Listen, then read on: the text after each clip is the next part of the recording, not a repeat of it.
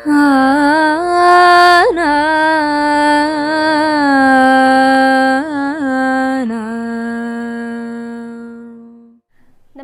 Guruvayur devotees ഓൺലൈനിലേക്ക് ഒരിക്കൽ കൂടി എല്ലാവർക്കും സ്വാഗതം. സവിതയാണ് കേട്ടോ. ശ്രീകൃഷ്ണ ഗോവിന്ദ ഹരേ മുരാരേ ഹേ നാഥ നാരായണ വാസുദേവ. ശ്രീകൃഷ്ണ ഗോവിന്ദ ഹരേ മുരാരേ ഹേ നാഥ നാരായണ വാസുദേവ. ശ്രീ ഗുരുവായൂരപ്പ ശരണം ഹരേ. ഇന്നത്തെ സത്സംഗത്തിലേക്ക് എല്ലാവർക്കും ഒരിക്കൽ കൂടി സ്വാഗതം. ഇന്നലെ ശ്രീ ഗുരുവായൂരപ്പൻ ശ്രീലകത്ത് ആനപ്പുറത്തിരിക്കുകയായിരുന്നു. ആനപ്പുറത്തിരിക്കുകയായിരുന്നു എന്ന് പറയുമ്പോൾ നിങ്ങൾ എങ്ങനെയാണ് ആലോചിക്കുക? ഒരാൾ ആനപ്പുറത്തിരിക്കുമ്പോൾ രണ്ട് കാലും ഇരുവശത്തേക്കായിട്ട് തൂക്കിയിട്ടിട്ട് ഇരിക്കുന്നതായിട്ടാണ് നമ്മുടെ മനസ്സിൽ ആദ്യം വരിക. എന്നാൽ നമ്മുടെ ഉണ്ണികൃഷ്ണൻ ഇന്നലെ മുട്ടുകുത്തിയിട്ടാണ് ആനപ്പുറത്ത് നിന്നിരുന്നത്. ചെരിഞ്ഞ് നിൽക്കുന്ന രൂപത്തിലായിരുന്നു ആന ഉണ്ടായിരുന്നത്. ചെരിഞ്ഞിട്ട് നമ്മളെ ഇങ്ങനെ തിരിഞ്ഞു നോക്കുന്ന രീതിയിൽ മുട്ടുകുത്തിയിട്ടായിരുന്നു ആനപ്പുറത്ത് ഭഗവാൻ ഉണ്ടായിരുന്നത്. ശരിക്കും നോക്കിയാൽ നമുക്ക് ഇത്തിരി പേടിയാവും. ഇപ്പം വീഴും ഉണ്ണി എന്ന് തോന്നുന്ന രീതിയിലാണ് ഉണ്ണികൃഷ്ണൻ ഇന്നലെ ആനപ്പുറത്ത് മുട്ടുകുത്തി നിൽക്കുന്നുണ്ടായിരുന്നത്. അതൊരു കളിയാനയുടെ പുറത്തായിരിക്കാം എന്നാണ് നമ്മൾ അനുമാനിക്കേണ്ടത്. ശരിക്കുള്ള ആനയാണ് വെച്ചാലുണ്ടല്ലോ ഉണ്ണികൃഷ്ണൻ വീഴുതന്നെ ചെയ്യൂ കേട്ടോ. കാരണം ആനയ്ക്ക് എപ്പോഴും ഇങ്ങനെ ഇളകാതെ സ്റ്റഡി ആയിട്ട് നിൽക്കാൻ കുറച്ച് ബുദ്ധിമുട്ട് തന്നെയാണ് എന്നാണ് തോന്നാറ് കേട്ടോ. കാരണം നമ്മൾ ശിവേലിക്കൊക്കെ ആനയെ കൊണ്ട് നിർത്തുമ്പോൾ എപ്പോഴും ശ്രദ്ധിക്കാറുണ്ട്, ആന ഒരു നിമിഷം പോലും അനങ്ങാതെ നിൽക്കില്ല. എപ്പോഴും ഇങ്ങനെ ഇളകിക്കൊണ്ടിരിക്കും. ഒന്നിലോ ചെവി ആട്ടിക്കൊണ്ടിരിക്കും, അല്ലെങ്കിൽ ഒരു കാല് ഇങ്ങനെ അമർത്തി കുത്തി മറ്റേ കാലിങ്ങനെ ചെറുതായിട്ട് ഒന്ന് ബെൻഡ് ചെയ്തൊക്കെ വെക്കും. അപ്പോൾ ഒരാട്ടവും ഒരു ഇളക്കവും ഒക്കെ ആ ആനക്കുട്ടന്മാരുടെ അടുത്ത് കാണാറുണ്ട്. അപ്പം ഇതുപോലെ തന്നെ ശരിക്കുള്ള ആനയുടെ പുറത്താണ് ഉണ്ണികൃഷ്ണൻ കയറി വെച്ചാൽ ഉണ്ണി ഇളകുതന്നെ ചെയ്യും. മുട്ടുകുത്തി നിന്നുകൊണ്ട് ഉണ്ണിക്ക് ബാലൻസ് ചെയ്യാനും ബുദ്ധിമുട്ടാവും. അപ്പം അതൊരു കളിയാനയുടെ പുറത്തായിരിക്കണം ഉണ്ണികൃഷ്ണൻ അങ്ങനെ കയറിയിട്ടുണ്ടാവുക എന്ന് വിചാരിക്കണു. ഇന്നലെ കണ്ടപ്പോൾ ഉണ്ണികൃഷ്ണനോട് ചോദിക്കാൻ തോന്നിയത്, എത്ര കാലമായി ഉണ്ണി ഇവിടെ ആനയും ആനക്കാരും ശിവേലിയും ഒക്കെ ആയിട്ട് ഇതുവരെ ഉണ്ണി തന്നെ ആനപ്പുറത്ത് കയറാൻ പഠിച്ചിട്ടില്ലേ? ആരെങ്കിലും ഇങ്ങനെ മുട്ടുമ്മൽ ആനപ്പുറത്ത് ഇരിക്കലുണ്ടായിണ്ടോ? ശരിക്കുള്ള ഒരു എന്താ പറയുക, പ്രാവീണ്യം നേടിയിട്ടുള്ള ആൾക്കാരാണെങ്കിൽ ഇങ്ങനെയൊന്നും അല്ല കേട്ടോ ആനപ്പുറത്ത് ഇരിക്കുക എന്ന് പറയാൻ തോന്നും. ഇങ്ങനെ പറഞ്ഞാൽ എന്താ ഉണ്ടാവാന്നറിയോ? വേഗം ഉണ്ണി ശരിക്കിരിക്കും അത്രേ. അങ്ങനെ പറയാൻ കാരണം എന്താണെന്നറിയോ? പണ്ട് യശോദമ്മയും രോഹിണി അമ്മയും കൂടിയിട്ട് എന്താ പറയുക, പാചകം ചെയ്യാൻ വേണ്ടിയിട്ട് പച്ചക്കറിയൊക്കെ ഇങ്ങനെ അരിഞ്ഞൊക്കെ നേരെയാക്കി വെക്കാൻ വേണ്ടിയിട്ട് കത്തിയൊക്കെ എടുത്ത് അതിങ്ങനെ നേരെയാക്കുന്നതിൻ്റെ ഇടയിൽ ഉണ്ണികൃഷ്ണൻ വന്നു. അപ്പം അതിൻ്റെ ഇടയിൽ യശോദമ്മ എന്താ ചെയ്തതെന്നറിയോ? ഉണ്ണികൃഷ്ണന് പാല് കൊടുക്കാനായിട്ട് ആ കത്തിയും ആ പച്ചക്കറികളും ഒക്കെ കൂടി ഒന്ന് മാറ്റി വെച്ചിട്ട് ഉണ്ണികൃഷ്ണനെ വാരിയെടുത്ത് മടിയിലൊക്കെ ഇരുത്തി ഉണ്ണികൃഷ്ണൻ എഴുന്നേറ്റ് വന്ന് ഉണ്ണികൃഷ്ണൻ്റെ ആ ഒരു കണ്ണൊക്കെ ഒന്ന് തുടച്ചു കൊടുത്തു. എന്നിട്ട് ഇങ്ങനെ എന്താ പറയുക, നല്ല നല്ല കീർത്തനങ്ങൾ പാടിക്കൊടുത്തോണ്ടിരിക്കുകയായിരുന്നു. അത് കഴിഞ്ഞിട്ട് ഈ സംസാരത്തിൻ്റെ ഇടയിൽ ഇടയ്ക്ക് രോഹിണിയമ്മോട് ഇങ്ങനെ സംസാരിക്കണമുണ്ട്. അപ്പോൾ അതിൻ്റെ ഇടയിൽ ഉണ്ണികൃഷ്ണൻ എന്താ ചെയ്യണേന്ന് യശോദമ്മ നോക്കിയില്ല അത്രേ. ഒരു നിമിഷം കൊണ്ടുണ്ടല്ലോ ഉണ്ണി ആ കത്തി പോയി എടുത്തു. കത്തി എടുത്തപ്പോൾ അതിൻ്റെ ആ പിടിയിലല്ല അത്രേ ഭഗവാൻ പിടിച്ചത്, പകരം മുറിക്കുന്ന ഭാഗത്താണ് പിടിച്ചത്. രോഹിണിയമ്മ ഉടനെ ഓടിച്ചെന്ന് അയ്യോ ഉണ്ണി കത്തിയെടുത്തു എന്ന് പറഞ്ഞാൽ ഉണ്ണിയുടെ കൈ മുറിയും. കാരണം പരിഭ്രമത്തിൽ എന്താ ചെയ്യാന്ന് നിശ്ചയില്ല. രോഹിണിയമ്മ പറഞ്ഞു അത്രേ, യശോദേ നിൻ്റെ ഈ ഉണ്ണിക്കുണ്ടല്ലോ ബുദ്ധിലേശം കുറവാന്നാ തോന്നണേന്ന് തോന്നും. അതെന്താ അപ്പം അങ്ങനെ പറയാൻ കാരണം? അല്ലെങ്കിൽ ഇപ്പം ആരെങ്കിലും കത്തി ഇങ്ങനെ പിടിക്കുമോ? കത്തി ആ പിടിയിലല്ലേ പിടിക്കുക എന്ന് അത്രേ ചോദിച്ചേ. ഇത് കേട്ടപ്പോൾ ഉണ്ണികൃഷ്ണന് ദേഷ്യം വന്നു. എന്നെ ബുദ്ധിയില്ലാന്നാണോ വല്യമ്മ പറയണേ എന്ന് ചോദിച്ചുകൊണ്ട് ആ കത്തി ഒറ്റയേറ കൊടുത്തു. എറിഞ്ഞത് രോഹിണി അമ്മയുടെ അടുത്തുനിന്ന് കുറച്ച് ദൂരത്ത് മാറിയാണ് വീണത്. അപ്പം അതേ ഉണ്ണി ഞാൻ വിചാരിച്ച പോലെയൊന്നും അല്ല കേട്ടോ. എന്നോട് അവന് നല്ല സ്നേഹമുണ്ട്. അവൻ ആ കത്തി എടുത്ത് എനിക്ക് നേരെ എറിയുമെന്നാണ് ഞാൻ വിചാരിച്ചത്. പക്ഷെ അമ്മയ്ക്ക് ബുദ്ധിമുട്ടാവണ്ടെന്ന് കരുതിയിട്ട് അവൻ ആ കത്തി കണ്ടില്ലേ കുറച്ച് ദൂരേക്ക് മാറ്റി എറിഞ്ഞത് എന്നാണ് അത്ര രോഹിണി അമ്മ ചോദിച്ചത്. രോഹിണി അമ്മയുടെ ഒരു പ്രാവീണ്യം കൊണ്ടാണ് അന്ന് ഉണ്ണികൃഷ്ണൻ്റെ കൈ മുറിയാതിരുന്നത് എന്ന് കഥയിൽ ഞാൻ കേട്ടിട്ടുണ്ട്. അതേപോലെ തന്നെ മുട്ടുകുത്തിയിട്ട് ആനപ്പുറത്ത് നിൽക്കുന്ന നമ്മുടെ ഉണ്ണിയോട് നമുക്ക് പറയാം, ഉണ്ണി ഇങ്ങനെയൊന്നും അല്ല കേട്ടോ ആനപ്പുറത്തിരിക്കുക. ഇത്ര കാലമായിട്ട് ആനപ്പുറത്ത് ശരിക്കൊന്നും ഇരിക്കാൻ പഠിച്ചിട്ടില്ലേ എന്ന് ചോദിച്ചു നോക്കിയാൽ വേഗം നേരേക്ക് ഇരിക്കും തന്നെയാണ് എനിക്ക് തോന്നുന്നത് കേട്ടോ.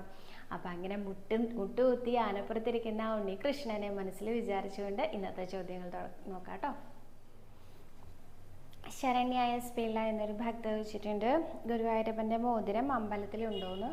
ഗുരുവായൂരപ്പൻ്റെ ലോക്കറ്റാണ് അമ്പലത്തിലുള്ളത്. 2 ഗ്രാമിൻ്റെ 5 ഗ്രാമിൻ്റെയും 10 ഗ്രാമിൻ്റെയും ലോക്കറ്റുകളാണ് അമ്പലത്തിലുള്ളത്. മോതിരമായിട്ട് അമ്പലത്തിലില്ല കേട്ടോ. ലോക്കറ്റ് ധരിക്കുന്നതിനെ കുറിച്ച് തന്നെയായിരുന്നു ഈ കഴിഞ്ഞ ദിവസത്തെ ചോദ്യം ഉണ്ടായിരുന്നതും. പക്ഷേ മോതിരമായിട്ട് വേണമെങ്കിൽ നമ്മൾ തന്നെ ജ്വല്ലറികളിൽ നിന്ന് തന്നെ പണിയിപ്പിക്കണം. സന്ധ്യയ്ക്ക് നിലവിളക്ക് വയ്ക്കാൻ കഴിയാത്തപ്പോൾ കൊച്ചു വിളക്ക് തെളിച്ച് നേരം വൈകിയാലും സന്ധ്യാനാമം ജപിക്കാൻ പാടുമെന്നാണ് പത്മചേച്ചിയുടെ ഇന്നത്തെ ചോദ്യം. സന്ധ്യാനാമമൊക്കെ എപ്പോൾ വേണമെങ്കിലും ചൊല്ലാം. ഭഗവാന്റെ നാമങ്ങളല്ലേ, ഭഗവാനെ ഏത് സമയത്ത് വേണമെങ്കിലും അനുസ്മരിക്കാം.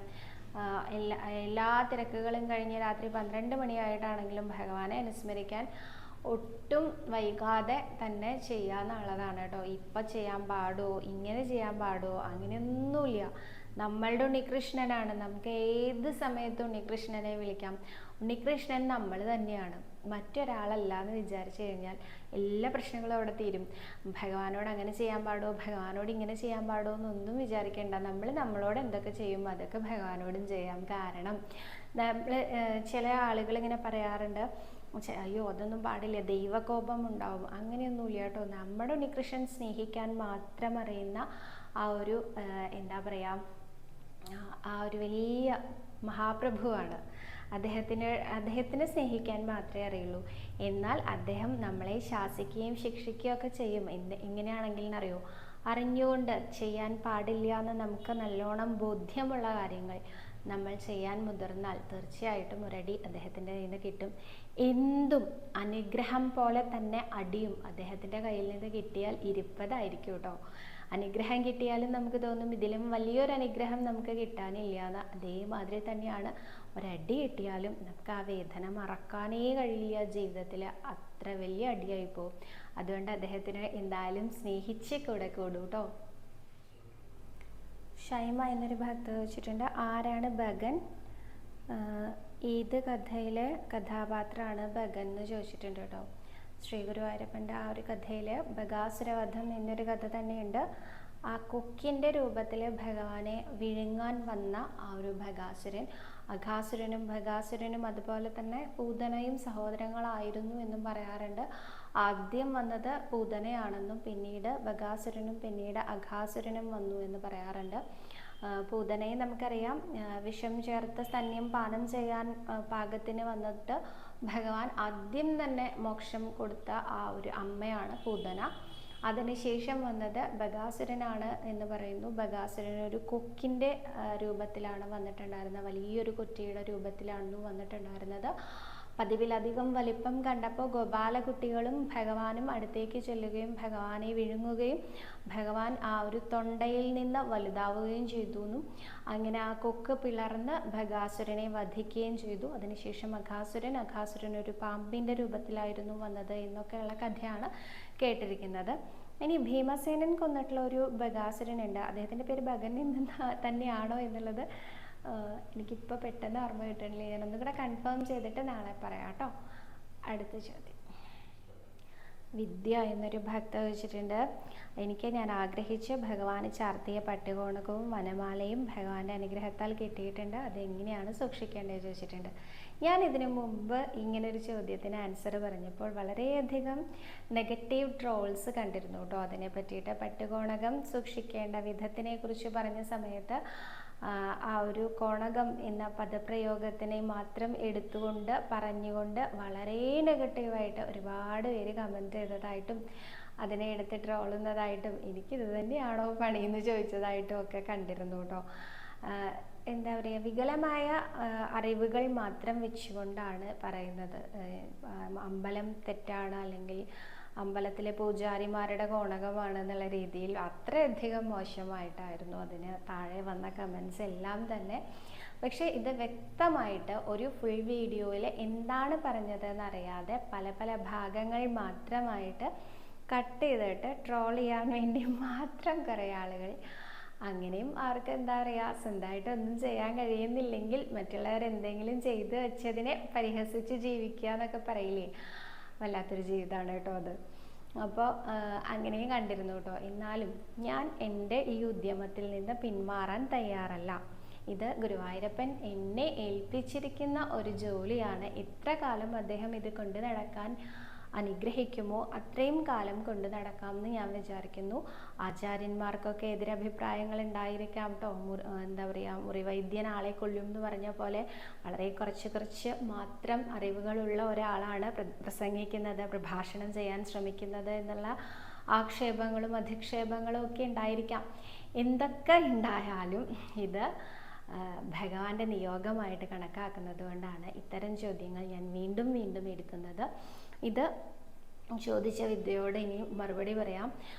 പട്ടുകോണകം ഭഗവാന്റെ ആ ഒരു പാതാളാഞ്ജന വിഗ്രഹത്തിൽ ചാർത്തിയതാണല്ലോ നമുക്ക് ഈ ജന്മം കിട്ടാവുന്നതിൽ വെച്ച് ഏറ്റവും വലിയ പുണ്യമാണ്. നമ്മുടെ കണ്ണുകൾ കൊണ്ട് ആ വിഗ്രഹം കാണാൻ സാധിക്കുന്നത്, നമ്മളുടെ കൈകൾ കൊണ്ട് ആ പ്രസാദം സ്വീകരിക്കാൻ സാധിക്കുന്നത്, നമുക്ക് അകത്തേക്ക് സ്വീകരിക്കാവുന്ന പ്രസാദങ്ങളെല്ലാം കഴിക്കാൻ സാധിക്കുന്നത്, അതൊക്കെ ഈ ജന്മത്തെ അല്ലെങ്കിൽ ഏതോ ജന്മങ്ങളിൽ നമ്മൾ ചെയ്തു വെച്ച സുകൃതം കൊണ്ടായിരിക്കാം. അപ്പോൾ ഈ പട്ടുകോണകം സൂക്ഷിക്കേണ്ടത് പൂജാമുറിയിലാണ് എന്നാണ് ഞാൻ വിചാരിക്കുന്നത്. അതുപോലെ തന്നെ നമ്മൾ നിർമാല്യമായത്, അതായത് ഒരിക്കൽ ഉപയോഗിച്ച് കഴിഞ്ഞിട്ടുള്ള മാലകൾ വീണ്ടും നമ്മളുടെ ഗൃഹത്തിലെ ഗുരുവായൂരപ്പനെ കൊണ്ടുവന്ന് ചാർത്താറില്ല സ്വതവേ. കാരണം ഒരിക്കൽ ചാർത്തി കഴിഞ്ഞതാണല്ലോ, അത് നിർമാല്യമായതാണല്ലോ. അപ്പം അത് പൂജാമുറിയിൽ ശുദ്ധമായിട്ട് വെക്കാനുള്ളൊരു സ്ഥലം ഉണ്ടെങ്കിൽ വെക്കാം. അത് വാടിയതിന് ശേഷം എടുത്തു മാറ്റാം. ഇങ്ങനെയാണ് കേട്ടോ ചെയ്യേണ്ടത്.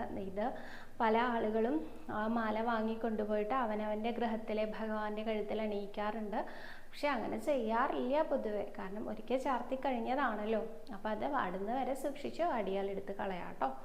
ഇങ്ങനെയാണ് ചെയ്യേണ്ടത് എന്നാണ് ഞാൻ വിശ്വസിക്കുന്നത്. ഞാൻ അങ്ങനെയാണ് ചെയ്യാറുള്ളത്. സുജാത നായർ എന്നൊരു ഭക്ത ചോദിച്ചിട്ടുണ്ട്, ഗുരുവായൂർ ഭജന ഇരിക്കാൻ അവിടെ നേരത്തെ പറയണോ എന്നുള്ളത്. നേരത്തെ പറയണ്ട, ഭജന ഇരിക്കുകയാണ് എന്നുള്ളത് നമ്മളും ഗുരുവായൂരപ്പനും മാത്രമേ അറിയുള്ളൂ, വേറെ ആർക്കും അത് അറിയില്ല. കാരണം എന്താ പറയുക, ദേവസ്വത്തിൻ്റെ ഭാഗത്ത് നിന്ന് അങ്ങനെ ഭജന ഇരിക്കാൻ പ്രത്യേകമായിട്ട് ഒരു സൗകര്യങ്ങളും ഒരുക്കുന്നത് അത് അല്ല. കാരണം ഗുരുവായൂരമ്പലത്തിൽ ഭജന ഇരിക്കാൻ ആർക്കെങ്കിലും അവസരം കിട്ടുകയാണെങ്കിൽ അവർക്ക് എല്ലാവർക്കും സന്തോഷമല്ലേ ഉണ്ടാവുള്ളൂ. അപ്പോൾ അങ്ങനെ വരുന്ന ഭക്തജനങ്ങളെ അക്കോമഡേറ്റ് ചെയ്യാൻ പാകത്തിനല്ല നമ്മളുടെ അമ്പലം.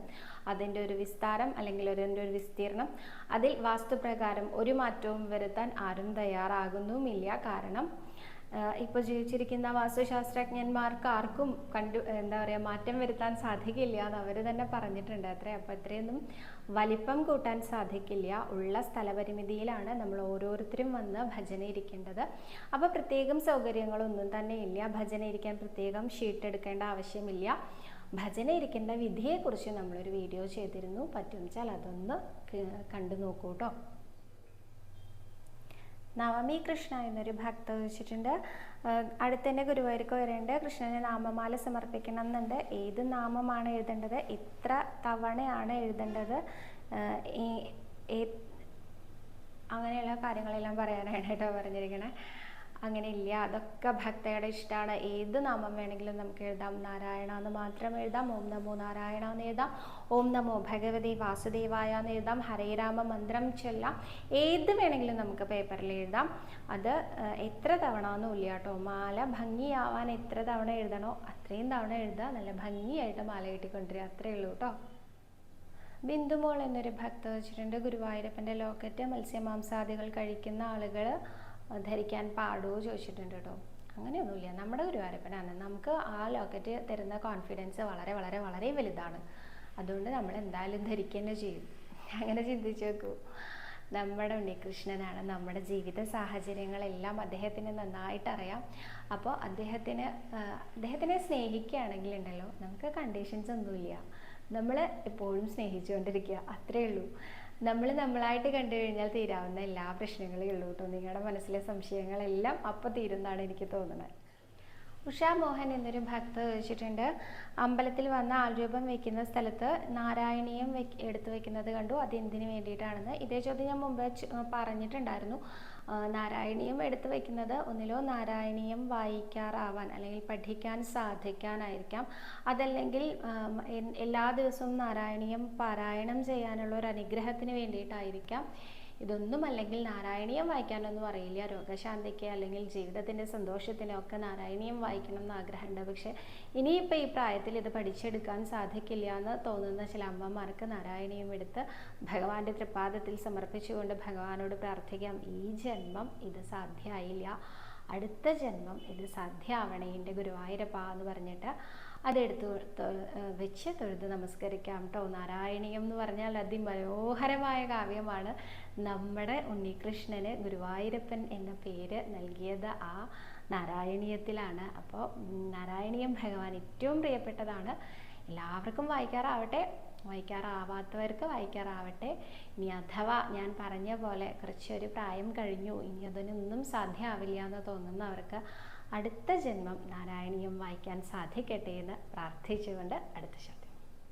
സ്വരൂപ് എന്ന ഭക്തൻ ചോദിച്ചിട്ടുണ്ട്, ഒരു കീർത്തനം എഴുതിയിട്ടുണ്ട്, അതെവിടെയാണ് നൽകേണ്ടതെന്ന്. കീർത്തനം അതിനെക്കുറിച്ച് എനിക്ക് അത്ര അറിയില്ല കേട്ടോ. എങ്ങനെ അത് എഴുതിയിട്ട് ലാമിനേറ്റ് ചെയ്ത് ഭഗവാന് കൊണ്ടുവന്ന് സമർപ്പിക്കുകയാണോ ചെയ്യണേ, അതോ പുസ്തക രൂപത്തിലാണോ, പുസ്തക രൂപത്തിൽ ആണോ എഴുതിയിട്ട് ഭഗവാന് സമർപ്പിക്കണത്?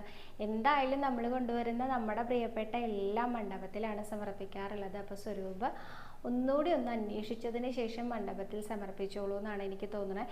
ഞാൻ പല ചോദ്യങ്ങൾക്ക് ഉത്തരം പറയുമ്പോഴും എനിക്ക് അത്ര നിശല്യ, ഞാൻ ചോദിച്ചിട്ട് പറയാം എന്നൊക്കെ പറയുമ്പോൾ അതിന് താഴെയും കമൻറ്റ് വരുന്നുണ്ട് കേട്ടോ. നിശല്യ വെച്ചാൽ പിന്നെ ഈ പണിക്ക് നിൽക്കണമെന്ന്.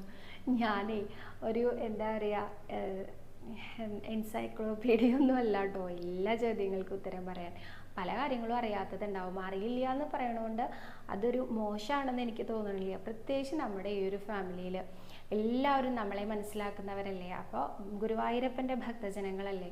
നമുക്കൊരു കാര്യം അറിയില്ല വെച്ചാൽ അതെനിക്കറിയില്ല എന്ന് പറയണതുകൊണ്ട് എന്താ വിരോധം? എല്ലാം പഠിച്ചിട്ട് ഒരാൾക്ക് പറയാൻ പറ്റുമോ? അടുത്ത ദിവസം നമ്മൾ അന്വേഷിച്ചിട്ട് പറയാമെന്ന് പറയുമ്പോൾ അതിലെന്താ അത്ര തെറ്റ്? എനിക്കതൊന്നും ഒരു മോശത്തരായിട്ട് തോന്നണില്ല കേട്ടോ. അപ്പോൾ സ്വരൂപിൻ്റെ ഈ ഒരു ചോദ്യത്തിന് എനിക്ക് മറുപടി പറയാൻ അറിയില്ല. അപ്പോൾ സ്വരൂപ് എങ്ങനെ അത് കൊണ്ടുവരണേ എന്നുള്ളതും കൂടി പറയൂ, ഞാൻ അന്വേഷിച്ചതിന് ശേഷം അതിനൊരു മറുപടി പറയാം. അടുത്തതായിട്ട് സ്വരൂപിൻ്റെ തന്നെ ചോദ്യം, നാരായണീയം പഠിച്ച ശേഷമല്ലേ പാരായണം ചെയ്യേണ്ടതെന്ന്.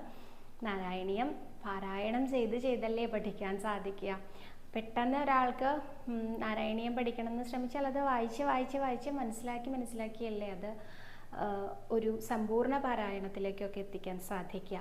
നാരായണീയം ഒരു ശ്ലോകം ചൊല്ലുന്നതും പാരായണം ചെയ്യൽ തന്നെയാണ്. എന്നാൽ അതിന് സപ്താഹം എന്ന വിധിയുണ്ട്, സമ്പൂർണം എന്ന വിധിയുണ്ട്. പിന്നെ ഭക്തജനങ്ങളെ സൗകര്യാർത്ഥം 5 ദശകങ്ങളായിട്ട് ചൊല്ലാറുണ്ട്, 10 ദശകങ്ങൾ വെച്ച് ചൊല്ലാറുണ്ട്. അതൊക്കെ ഭക്തൻ്റെ ഇഷ്ടമാണ് കേട്ടോ.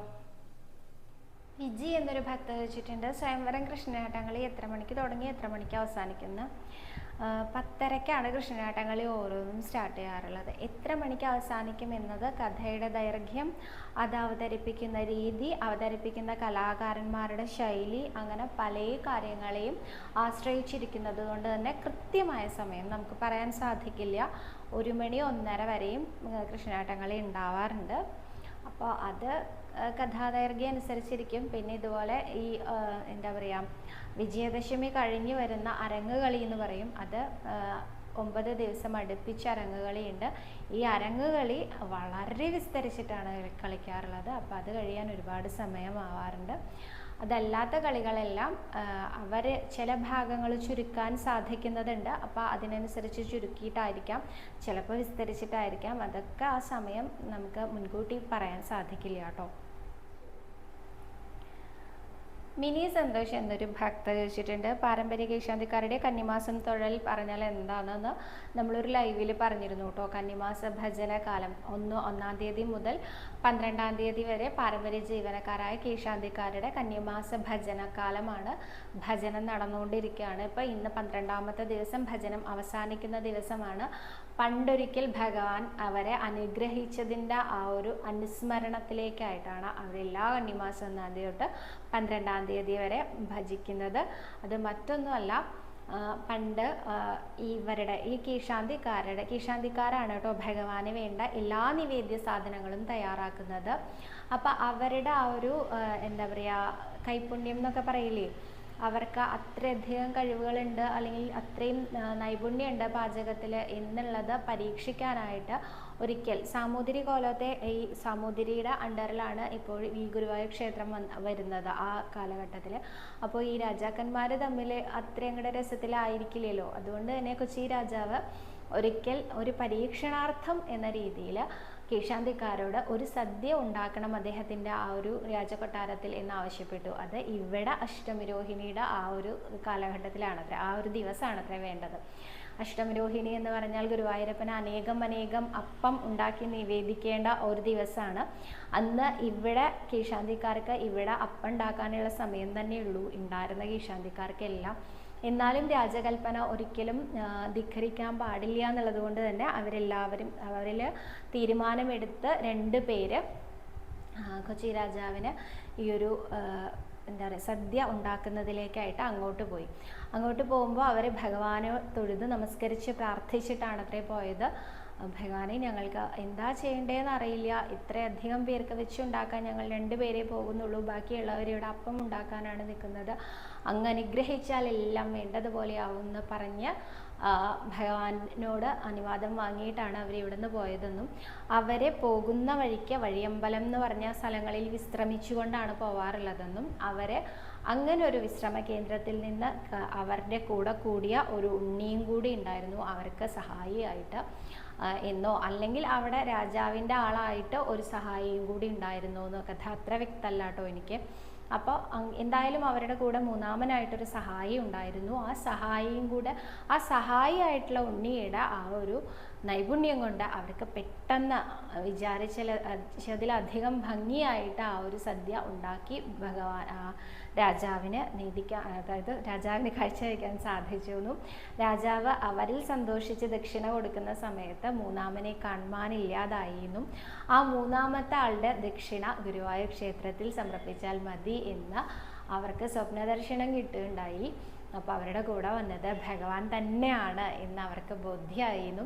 ആ ദക്ഷിണ ഇവിടെ സമർപ്പിക്കുന്നതിനോടൊപ്പം തന്നെ കന്നിമാസം 1-ാം തീയതി തൊട്ട് ഈ ഒരു സന്തോഷത്തിലേക്കായിട്ട് 12 ദിവസം ഭജന എന്ന് അവർ എന്താ പറയുക വിചാരിക്കുകയും ചെയ്തു. അവർ ആ ഒരു ഭജനയാണ് ഇത്രയും കാലമായിട്ട് മുന്നോട്ട് കൊണ്ടുപോയിക്കൊണ്ടിരിക്കുന്നത് എന്നാണ് പറയുന്നത് കേട്ടോ. അപ്പോൾ 14 ഇല്ലക്കാരായിരുന്നു കീഴ്ശാന്തിക്കാരുണ്ടായിരുന്നത്. ഇപ്പോൾ 13 ഇല്ലക്കാരാണ് കീഴ്ശാന്തിക്കാരുള്ളത്. അവരെ ഭഗവാൻ എന്താ പറയുക വലിയൊരു ആപത്തിൽ നിന്ന് രക്ഷിച്ച പോലെ തന്നെയായിരുന്നു. അതുകൊണ്ട് തന്നെ അവർ ആ ഒരു സന്തോഷത്തിലേക്കായിട്ട് ഗുരുവായൂരപ്പൻ ഇപ്പോൾ ഈ പറഞ്ഞ കഥകളുടെ തന്നെ പല വേർഷൻസും ഞാൻ കേട്ടിട്ടുണ്ട്. ഈ കഥയാണ് എനിക്ക് അനുയോജ്യമായിട്ട് തോന്നിയത്. കാരണം കന്നിമാസം 1-ാം തീയതി തൊട്ടാണ് അവർ ഭജനത്തിന് തിരഞ്ഞെടുത്തിട്ടുള്ള ദിവസം എന്ന് പറയുന്നത്. ചിങ്ങമാസത്തിലാണ് ഭഗവാന്റെ അഷ്ടമിരോഹിണി വരുന്നത്. ഈ കന്നിമാസത്തിന് തൊട്ട് മുമ്പായിട്ട് വരുന്ന ഏറ്റവും വലിയ ആഘോഷം എന്ന് പറയുന്നത് നമ്മുടെ ഉണ്ണികൃഷ്ണൻ്റെ പിറന്നാൾ തന്നെയാണ്. അപ്പോൾ ആ ദിവസം തന്നെയാണ് അവിടേക്ക് ക്ഷണിച്ചത് എന്ന് വിശ്വസിക്കാനാണ് ഞാൻ ഇഷ്ടപ്പെടുന്നത്. ഇതിൻ്റെ പല വേർഷൻസും ഉണ്ട് കേട്ടോ. ഏത് വേർഷൻ കേട്ടാലും നമ്മുടെ ഉണ്ണികൃഷ്ണൻ അത് ശരിയാന്ന് പറയാറുണ്ട്. അപ്പോൾ ഇതും ശരിയാണെന്ന് അദ്ദേഹം പറയുന്നു തോന്നുന്നു. എന്തായാലും കീഴ്ശാന്തിക്കാരെ ഭഗവാൻ അനുഗ്രഹിച്ച ആ കഥയാണ്. ആ കഥയുടെ അനുസ്മരണാർത്ഥമാണ് അല്ലെങ്കിൽ ആ ഒരു സംഭവത്തിൻ്റെ അനുസ്മരണാർത്ഥമാണ് അവരിന്നും ഭജനം നടത്തുന്നത്. ഇന്ന് അതിൻ്റെ അവസാനത്തെ ദിവസമാണ്. അതിൽ പങ്കെടുത്തിട്ടാണ് ഞാൻ വരുന്നത്. എനിക്ക് സന്തോഷമുണ്ട് കേട്ടോ, വളരെയധികം സന്തോഷമുണ്ട്. അവരാണ് ഭജിക്കുന്നത്, കീഴ്ശാന്തിക്കാരുടെ ഭജനാണ്. എന്നാലും അതിലൊരു ഭാഗമാവാൻ സാധിച്ചതിൽ, അതിലൊന്ന് പങ്കുകൊള്ളാൻ, ഭാഗമാവാൻ എന്ന് പറയാൻ പറ്റില്ല, പങ്കുകൊള്ളാൻ സാധിച്ചതിൽ വളരെ സന്തോഷമുണ്ട് കേട്ടോ. സഹസ്രനാമം കൊണ്ടാണ് അവരുടെ കൂടുതൽ ഭജനം. പുരുഷസൂക്തം ചൊല്ലാറുണ്ട്, നാരായണ കവചം ചൊല്ലാറുണ്ട്, സഹസ്രനാമം ചൊല്ലാറുണ്ട്, ഭക്തി പ്രഭാഷണങ്ങൾ നടത്താറുണ്ട്. കൂടുതലും സഹസ്രനാമത്തിനാണ് പ്രാധാന്യം നൽകുന്നത്, വിഷ്ണു സഹസ്രനാമത്തിന്. അപ്പോൾ ഇന്ന് അത്രയും ചോദ്യങ്ങളേ ഉള്ളൂ. 1-2 ചോദ്യങ്ങൾ കൂടി ഞാൻ പെൻഡിങ് വെച്ചിട്ടുണ്ട്. പറഞ്ഞു വന്നപ്പോൾ ഒരുപാട് വിസ്തരിച്ച് പറഞ്ഞു പോയതുകൊണ്ടാണ് പെൻഡിങ് ചോദ്യങ്ങൾ നിൽക്കുന്നത്. നാളെ കൂടുതൽ ചോദ്യങ്ങളും കൂടുതൽ ഉത്തരങ്ങളും ഒക്കെ ആയിട്ട് വീണ്ടും കാണാമെന്ന് വിചാരിക്കുന്നു. ഗുരുവായൂരപ്പൻ അനുഗ്രഹിച്ചാൽ വീണ്ടും കാണാം. പല ആളുകൾക്കും പരാതിയുണ്ട് കേട്ടോ, ഇപ്പോൾ സവിത അങ്ങനെ റെഗുലറായിട്ട് വരുന്നില്ല, നന്നായിട്ട് ഇടയ്ക്കിടയ്ക്ക് മുങ്ങിപ്പോകുന്നുണ്ടെന്ന്. മുങ്ങിപ്പോണതല്ല, വിഷ്ണു ഇവിടെ പറയുന്നത് എൻ്റെ അഹങ്കാരം കൊണ്ടാണെന്ന്, പ്രാരബ്ധങ്ങൾ കൊണ്ടെന്ന് പറയാം കേട്ടോ. എല്ലാ പണികളും ഒതുങ്ങി ഇല്ല അല്ലെങ്കിൽ ഒതുക്കാൻ സാധിച്ചില്ല എന്നുള്ളത് കൊണ്ടാണ്. അപ്പോൾ നാളെ കൂടുതൽ ചോദ്യങ്ങളൊക്കെ കൊണ്ട് വരാൻ സാധിക്കുന്നു വിചാരിക്കണു. നാളെ കാണാം കേട്ടോ.